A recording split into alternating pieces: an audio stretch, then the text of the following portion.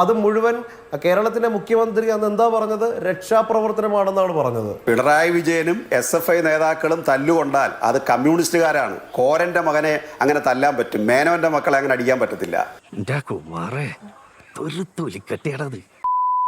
പിണറായി വിജയനെ കരിങ്കൊടി കാണിക്കാൻ ശ്രമിച്ച യൂത്ത് കോൺഗ്രസ് പ്രവർത്തകരെ മർദ്ദിച്ച പോലീസുകാർക്ക് സസ്പെൻഷൻ. ആദ്യമേ തന്നെ ഈ വിഷയത്തിൽ ഒരു നടപടി ഉണ്ടായതിലുള്ള സന്തോഷം അറിയിക്കുകയാണ്. ഈ ഉപകാരം ഞാൻ ഒരിക്കലും മറക്കൂല. നന്ദിയുണ്ട് സാറേ, നന്ദി. UDF സർക്കാരിന്റെ ഭാഗത്ത് നിന്ന് UDF സർക്കാർ അധികാരത്തിൽ വന്ന് ആദ്യത്തെ മണിക്കൂറിൽ തന്നെ ഇത്തരത്തിലുള്ള ഒരു നടപടി സ്വീകരിക്കുന്നു. സ്പെഷ്യൽ ഇൻവെസ്റ്റിഗേഷൻ ടീമിനെ രൂപീകരിച്ച് മണിക്കൂറുകൾക്കുള്ളിൽ തന്നെ നടപടി ഉണ്ടാവുന്നു. നീ പകപോക്കാണല്ലേടാ, പകയല്ല അറപ്പാണ് എനിക്ക്. ഇവിടെ ഒരു കാര്യം ഉറപ്പാണ്, ഇവിടെ ഗൺമാൻ അനിലിനും സന്ദീപിനും അപ്പുറം മറ്റു 3 സുരക്ഷാ ഉദ്യോഗസ്ഥർക്കപ്പുറം ADGP MR അജിത് കുമാറിനെ പോലെയുള്ള ആളുകൾ ഇനിയും പുറത്തു വരേണ്ടതായിട്ടുണ്ട്. അവരെ പൊതുസമൂഹത്തിന്റെ മുമ്പിൽ കൊണ്ടുവന്ന് നിർത്തേണ്ടത് ഞങ്ങൾ ഓരോരുത്തരുടെയും കടമയാണെന്ന് വിശ്വസിക്കുകയാണ്. എന്താ ഉറക്കം വരുന്നു? കേരളത്തിന്റെ പൊതുസമൂഹം, കേരളത്തിന്റെ പൊതു മനസാക്ഷി ആഗ്രഹിക്കുന്ന ഒരു നടപടിയുടെ പ്രാരംഭമായ ഒരു നടപടിക്രമം മാത്രമാണ് ഇപ്പോൾ പുറത്തു വന്നത്. ഇനിയും നടപടി ഉണ്ടാകണം. അതിനുവേണ്ടിയുള്ള നിയമപരമായ ജനാധിപത്യപരമായ പോരാട്ടം ഞാനും യൂത്ത് കോൺഗ്രസിന്റെ സംസ്ഥാന സെക്രട്ടറി അജയ് ജോൽ കുര്യാക്കോസും തുടരുക തന്നെ ചെയ്യും. ഇവിടെ ചർച്ച ചെയ്യപ്പെടേണ്ട ഏറ്റവും പ്രധാനപ്പെട്ട വിഷയം കേരളത്തിന്റെ അന്നത്തെ ആദരണീയനായ മുഖ്യമന്ത്രി ശ്രീ പിണറായി വിജയൻ അദ്ദേഹം പരസ്യമായി കലാപാഹ്വാനം നടത്തി DYFIക്കാരെയും അദ്ദേഹത്തിന്റെ സുരക്ഷാ ഉദ്യോഗസ്ഥരെയും ഉപയോഗിച്ച് സമരം ചെയ്യുന്ന യൂത്ത് കോൺഗ്രസുകാരുടെയും KSUക്കാരുടെയും തലതല്ലി പൊളിക്കുവാനാണ് അദ്ദേഹം നേതൃത്വം കൊടുത്തത്. ഞാൻ വിചാരിച്ചൊരു ദുഷ്ടനല്ല, അതിലും കൂടി എന്തായിട്ടാണ് ഇതിനെല്ലാം നേതൃത്വം കൊടുത്തത് അന്നത്തെ കേരളത്തിന്റെ മുഖ്യമന്ത്രി ശ്രീ പിണറായി വിജയനാണ്. എന്നിട്ട് എന്താണ് സംഭവിച്ചത്? ഇങ്ങനെയുള്ള ക്രൂരമായ മർദ്ദനം കേരളത്തിൽ അങ്ങോളം ഇങ്ങോളം ഉണ്ടായി. എനിക്ക് എന്തിന്റെ കേടായിരുന്നു? തിരുവനന്തപുരം മുതൽ കാസർഗോഡ് വരെ ആയിരക്കണക്കിന് ചെറുപ്പക്കാർക്കാണ് നവകേരള സദസ്സിന്റെ ആ യാത്രയിലുടനീളം പരിക്കേറ്റത്. അത് മുഴുവൻ കേരളത്തിന്റെ മുഖ്യമന്ത്രി അന്ന് എന്താ പറഞ്ഞത്? രക്ഷാപ്രവർത്തനമാണെന്നാണ് പറഞ്ഞത്. അത് അന്നത്തെ ചോരത്തിളപ്പിന് ഇപ്പൊ എന്ത് ചോര തണുത്തു പോയാ? തണുത്ത് മരവിച്ചു എന്ന് പറയുന്നതാവും ശരി. ഇപ്പൊ ഇന്ന് എന്ത് സംഭവിച്ചു? കേരളം തിരിച്ചൊരു രക്ഷാപ്രവർത്തനം നടത്തിയത് കൊണ്ട് 102 സീറ്റുമായി UDF അധികാരത്തിൽ വന്നിരിക്കുകയാണ്. അങ്ങനെ അധികാരത്തിൽ വന്ന UDF സർക്കാരിന് കേരളത്തിലെ ജനങ്ങളോട് വലിയ പ്രതിബദ്ധതയുണ്ട്. ഇതിനാണ് അവനവൻ പാരാന്ന് പറയുന്നത്. കഴിഞ്ഞ 10 വർഷക്കാലം കേരളത്തിന്റെ ആഭ്യന്തര വകുപ്പിനെ ഇരുട്ടിൽ നിർത്തി ഭരിച്ചത് MR അജിത് കുമാറും P ശശി അടക്കമുള്ള ഒരു ലോബിയാണ്. അവരെ കേരളത്തിന്റെ പൊതുസമൂഹത്തിന്റെ മുമ്പിൽ കൊണ്ടുവന്ന് നിർത്തേണ്ടത് ഒരു വലിയ ഒരു പോരാട്ടമാണ്. കാര്യങ്ങളൊക്കെ കൈവിട്ട് പോയല്ലോ തിരുവട്ടമാ. ഞാൻ തിരുവനന്തപുരത്തേക്കൊന്ന് വിളിച്ചാലോ? നീ പോയി വിളിച്ചോടാ, ഞാൻ പോവാ. ഇവിടെ മുഖ്യമന്ത്രിക്കെതിരായിട്ട് മാത്രമുള്ള വിഷയമല്ലാതെ ഒരു ക്യാബിനറ്റ് മുഴുവൻ ഒരു വാഹനത്തിനകത്തുണ്ടെന്ന് ഒരു കാര്യം ഞാൻ ആമുഖമായിട്ട് പറയാം. ഒരു തരത്തിലുള്ള പോലീസ് മർദ്ദനത്തോടും യോജിക്കുന്ന ഒരാളല്ല ഞാൻ. പച്ചവെള്ളം ചവച്ചു കുടിക്കണ പഞ്ചപാവ. കേരളത്തിന്റെ മുഖ്യമന്ത്രി തന്നെ പോലീസ് മർദ്ദനത്തിന് ഇരയായിട്ടുള്ള ആളാണ്. കേവല മർദ്ദനമല്ല, സ്പെഷ്യൽ പ്രിവിലേജ് ഉള്ള സന്ദർഭത്തിൽ. അങ്ങനെ മർദ്ദനമേറ്റ ചരിത്രമുള്ള, മർദ്ദനമേറ്റ പാരമ്പര്യമുള്ള, മർദ്ദനമേറ്റ് മൃതപ്രായനായിട്ടുള്ള പിണറായി വിജയൻ ഈ ആക്രമണം കണ്ടിട്ടും കണ്ടില്ല എന്ന് നടിച്ചില്ലേ? അത് പിന്നെ കല്യാശ്ശേരി മുതൽ കാട്ടാക്കട വരെ യൂത്ത് കോൺഗ്രസിന്റെയും മറ്റ് വിവിധ സംഘടനകളുടെയും ഒക്കെ ചെറുപ്പക്കാരെ പോലീസും DYFIക്കാരും ഒക്കെ നിരത്തി കൈകാര്യം ചെയ്തിട്ട് അത് രക്ഷാപ്രവർത്തനമാണെന്ന് അദ്ദേഹം ന്യായീകരിച്ചില്ലേ? ഉളുപ്പുണ്ടടാ ചക്കണക്ക്. പിണറായി വിജയനും SFI നേതാക്കളും തല്ലുകൊണ്ടാൽ അത് കമ്മ്യൂണിസ്റ്റുകാരാണ്. കോരന്റെ മകനെ അങ്ങനെ തല്ലാൻ പറ്റും, മേനോന്റെ മക്കളെ അങ്ങനെ അടിക്കാൻ പറ്റത്തില്ല. ഞാൻ മനസ്സിന് വിചാരിച്ചോളൂ ഇപ്പൊ വണ്ടി അവിടെ ചെന്നിടിച്ചു നിൽക്കുന്നു. ആ രാഷ്ട്രീയം നിങ്ങൾ പ്രയോഗിക്കും, പക്ഷെ ഞങ്ങൾക്ക് പ്രയോഗിക്കാൻ ഒരു പ്രയോഗമില്ല. ഇതൊക്കെ വിദണ്ഡവാദങ്ങളാണ്, നമ്മുടെ കൺമുമ്പിൽ കണ്ടതാണ്.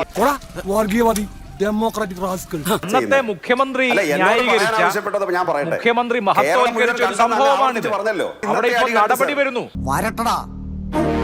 പോലീസോ വേണമെങ്കിൽ പട്ടാളം തന്നെ വരട്ടടാ. ആറ്റം ടാങ്ക് പോലെ നിൽക്കും ഈ PP ശശി. അപ്പോ ആ നടപടി വരുന്നു, അന്വേഷണം നടത്തുന്നു. ചൂടാവാതെ നിനക്ക് കൊണ്ട സംസാരിക്കണോ വേണ്ട എന്ന് ആദ്യം അവരാൾ തീരുമാനം. അല്ല, അങ്ങ് പറയൂ. ചോദ്യത്തിനല്ലേ ഉത്തരം പറയേണ്ടത്. മുന്നോട്ട് കൊണ്ടുപോകാൻ പറ്റും. എന്തിനാ താൻ ചൂടാവുന്നത്? ചൂടാവുന്നല്ലോ. പിന്നെ അത് കൊള്ളാമല്ലോ. ചോദ്യത്തിനല്ലേ ഉത്തരം വേണ്ടത്. അങ്ങ് അല്ല, പറയൂ. അത് തന്നെ ചോദ്യത്തിന് ഉത്തരം പറഞ്ഞു. പക്ഷേ നിങ്ങളുടെ മെത്തഡോളജി എനിക്ക് ഉപയോഗിക്കാൻ പറ്റില്ല. എനിക്ക് എന്റെ രീതിശാസ്ത്രമുണ്ട് ചോദ്യത്തിന് ഉത്തരം പറയാൻ. ഒരുമാതിരി ചൊറിഞ്ഞു വരുന്നുണ്ട് നിന്റെ വർത്താനം കേട്ടിട്ട്. ഞാൻ പറഞ്ഞത് കേരളം മൊത്തം കണ്ടതാണല്ലോ SFI പിഞ്ചു വിദ്യാർത്ഥികൾ ഇന്ന് മർദ്ദനമേറ്റത്. അതും കേരളം മൊത്തം കണ്ടതാണല്ലോ. അയ്യോ ഓർമ്മിപ്പിക്കല്ലേ പൊന്നെ. അവരാരെയും അങ്ങോട്ട് ആക്രമിച്ചില്ലല്ലോ. അല്ല, ഇന്നലെ അവരെ സർവകലാശാല യൂണിയൻ രാത്രി പിടിച്ചെടുത്തപ്പോ അവര് തിരുവനന്തപുരത്ത് പ്രകടനം നടത്തിയതല്ലേ ഉള്ളൂ. നിനക്ക് ഈ ഗതി വന്നല്ലോ. പക്ഷേ നീ തളരരുത് കുഞ്ഞെ. KDP നശിപ്പിക്കാൻ ബോംബെറിഞ്ഞും അല്ലാതെയും ശ്രമിച്ചുകൊണ്ടിരിക്കുന്ന പാർട്ടിയാണ് KRP. നമ്മൾ അടങ്ങിയിരിക്കുമെന്ന് കരുതണ്ട. പക്ഷെ ഗോപൻ, ഇതിന് രണ്ടും കൂടി കൂട്ടിക്കുഴക്കുമ്പോഴുള്ള പ്രശ്നം, ഈ പറഞ്ഞ ക്യാബിനറ്റ് ആകെ ഉള്ള ആ ബസ്സിൽ അവിടെ മുഖ്യമന്ത്രിയുടെ ഗൺമാൻ എന്ന് പറഞ്ഞാൽ മുഖ്യമന്ത്രിയുടെ സുരക്ഷ നോക്കേണ്ട ആളാണ്, മുഖ്യമന്ത്രിയുടെ കൂടെ ഉണ്ടാവേണ്ട ആളാണ്. അല്ലാതെ മുഖ്യമന്ത്രിയുടെ വണ്ടി പോയി കഴിഞ്ഞ് പുറകെ മുഖ്യമന്ത്രിക്ക് പുറത്തു നിന്ന് കരിങ്കൊടി കാണിച്ച് വരെ പോയി ഓടിച്ചിട്ട് അടിച്ച് പരിക്കേൽപ്പിക്കേണ്ട ആളല്ല. നീ ഒന്നും പണയണ്ട. കേരളത്തിൽ വിവിധ രാഷ്ട്രീയ സംഘർഷങ്ങളിൽ പോലീസ് അതിക്രമങ്ങളിലൊക്കെ പരിക്കേറ്റ ഒരുപാട് ആൾക്കാരുണ്ടാവും. ഈ പ്രശ്നം പക്ഷേ അംഗരക്ഷകനായി കൂടെയുള്ള അദ്ദേഹം മുഖ്യമന്ത്രി ആയിരിക്കുമ്പോഴും അല്ലാത്തപ്പോഴും അദ്ദേഹത്തിന്റെ ഗൺമാനായിട്ടുള്ള വ്യക്തിയെ അതിഭീകരമായി, അതായത് അവരുടെ കയ്യിൽ ഇല്ലാത്ത ആയുധം തന്നെ ഉപയോഗിച്ചാണ് ആക്രമിച്ചത്. ഒരാളെ തോൽപ്പിക്കാൻ വേണ്ടി ഇങ്ങനെ കല്ല് വെച്ചെന്നോണം പറയരുത് ദേവസ്വം. ആ ചൂരൽവടി എവിടുന്ന് കിട്ടി? ആ ചൂരൽവടി അദ്ദേഹത്തിന് അംഗരക്ഷകൻ എന്നുള്ള നിലയിൽ അദ്ദേഹത്തിന്റെ ആയുധമാണോ? അല്ലല്ലോ. അപ്പോ നമ്മൾ ഇതുവരെ കാണാത്ത അതിഭീകരമായ ആക്രമണം നടന്നു. അത് കേരളം മുഴുവൻ കണ്ടതാണ്. അതിലിപ്പോ നടപടി വരുന്നു, അന്വേഷണം വരുന്നു. അതാണ് നമ്മൾ ചർച്ച ചെയ്യുന്നത്. ഞാൻ എന്താണ് ചെയ്യുക? കൃത്യമായിട്ടൊന്നും പറയാതിരിക്കുക, കിടന്ന് ഉരുളുക, അതേ രക്ഷയുള്ളൂ.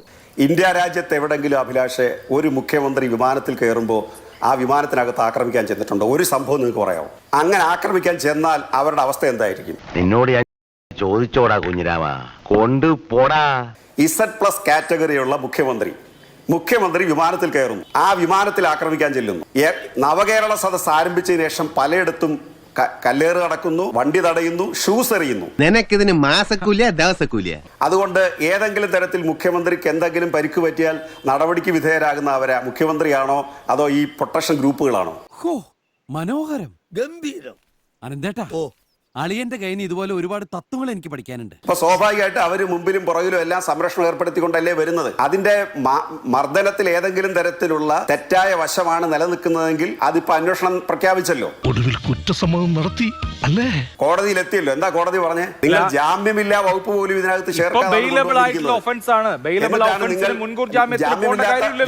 വലിയ മണ്ടന്മാരെ ഞാൻ എന്റെ ജീവിതത്തിൽ കണ്ടിട്ടില്ല. ഞാനൊന്ന് പറഞ്ഞ് അവസാനിപ്പിച്ചിട്ട് പോരെ അഭിലാഷ് ഇടപെടും. അല്ല, അതിൽ മുൻകൂർ ജാമ്യം കൊടുക്കേണ്ട വിഷയം ഇല്ലല്ലോ ഇതില്. അല്ല, ചർച്ച ചെയ്തിട്ട് കാര്യമില്ല. നമ്മൾ സംസാരിക്കാൻ സമ്മതിക്കാത്ത സ്ഥിതിക്ക് ഇനി പറഞ്ഞിട്ട് കാര്യമില്ല. ഞാൻ പോവാന്ന്. അതെ, കുറച്ച് പതുക്കെ പറഞ്ഞാലും കേൾക്കാം. പിന്നെന്താ ഞെട്ടാത്തത്? സാധാരണ ഇത്ര നിസ്സാര കാര്യങ്ങൾക്ക് ഞാൻ ഞെട്ടാറില്ല. ചർച്ചയിൽ പങ്കെടുക്കുന്ന ഒരു പാർട്ടി പ്രതിനിധിയുടെ അവകാശം സംരക്ഷിക്കാനുള്ള ബാധ്യത ഞങ്ങൾക്കുണ്ടല്ലോ. ചർച്ച തുടങ്ങുന്നതിന് മുമ്പ് അങ്ങ് ഇത്ര കൂടുതൽ ഇടപെട്ട് അവസാനത്തെ 11 മിനിറ്റ് സംസാരിക്കാൻ വേണ്ടിയാ. തോക്കുമ്പോഴും ദേഷ്യപ്പെടുമ്പോഴും അപ്പൂട്ടന്റെ മുഖം കാണാൻ നല്ല ചേല അമ്മായി. അതിരിക്കട്ടെ, അങ്ങ് 96-ലെ കാര്യവും 95-ലെ കാര്യവും 11 മിനിറ്റായി. മറ്റുള്ള ആളുകളൊക്കെ നോക്കിയിരിക്കല്ലേ. ശ്രീ തോമസ് പറയും അതിനുള്ള മറുപടി. അങ്ങ് ഇന്നത്തെ കാര്യം പറയാത്ത എന്താ? അങ്ങനെയാണെങ്കിൽ ഇന്നത്തെ കാര്യം അങ്ങ് പറയാത്ത എന്താ? നമ്മൾ ചർച്ച ചെയ്യുന്നത് ഇന്ന് പോലീസ് ഉദ്യോഗസ്ഥർക്കെതിരെ എടുത്ത നടപടിയാണ് ചർച്ച ചെയ്യുന്നത്. അതുകൊണ്ട് ഇന്നത്തെ അവസ്ഥ കാര്യം എന്താ? മിണ്ടാഞ്ഞ് അങ്ങയുടെ ആമുഖത്തിൽ അത് പറഞ്ഞില്ലല്ലോ. ഇവന്റെ ഒക്കെ കൊരവള്ളി മുറുക്കിയ വേണ്ടേ? അല്ല, ഇല്ല സാർ, അങ്ങക്ക് താല്പര്യമുള്ള ഞാൻ നിർത്തി. ഞാൻ നിർത്തി സാർ. പോയി പിണങ്ങിപ്പോയി. ഞാൻ ചർച്ച ബഹിഷ്കരിക്കില്ല, പക്ഷെ ഞാൻ കേട്ടോണ്ടിരിക്കാൻ പ്രതികരിക്കുന്നില്ല. ഇതുപോലുള്ള ഗംഭീര വീഡിയോകൾക്കായി ഈ ചാനൽ വീണ്ടും സബ്സ്ക്രൈബ് ചെയ്യുക. ബെല്ലൈക്കൺ അമുക്കാൻ മറക്കല്ലേ.